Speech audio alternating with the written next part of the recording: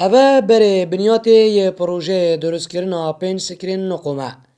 لسر خوابی رزاخو کوله بری آسی حیوان هاتیه دینانو هشتا دست به درست کردن آوی نه هاتیه کرن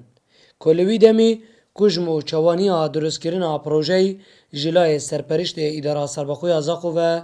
هاتبوین دیار کرن. خوشحالیم که اول کرده برای بنیاد پروژه که گرنگ دانیم بو جوان کرنا روی خوابی زاخو که اوج پیکت هیچ پنج پوندا یا که پنج بندا و بن آف لجهن جدا جدا که اوج بوده جوانی که تایبه داده خوابی زاخو بسر ارک حکومت هر ماکرسانی به کجمه 3 میلیارد و 172 میلیون به تجربه کرد.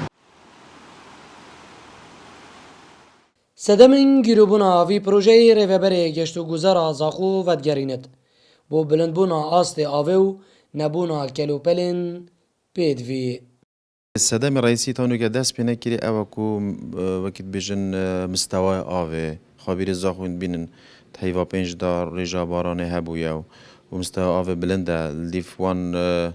وقت بیشن ریکن کو اندازیاری تانو که او مجالانی نه کاری تداب کن بله خوشحالی و بومای ده رجا مستوى ویاتی خاری و آماده کاری باشه دینه کن هر اوروجی سردانا ریوا بریا مکرینه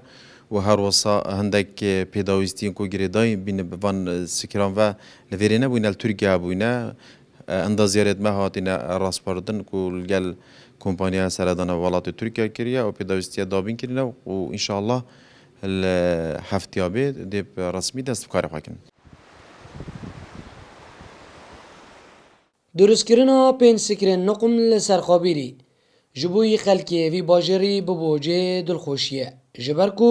مفابو هم بو کرت کشتوکالیو هم جی سیمای باجری داپ جوانتر بیت لی دست ندانا پروژه دسه مهمبوری دا بویا جه پسیاره لدف خلکی وی باجری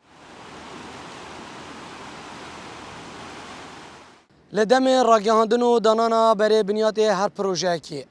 جاوه حوالاتیان لویه که کو بزیترین دم او پروژه بدایی بنو بکوین الجر خدمت آوان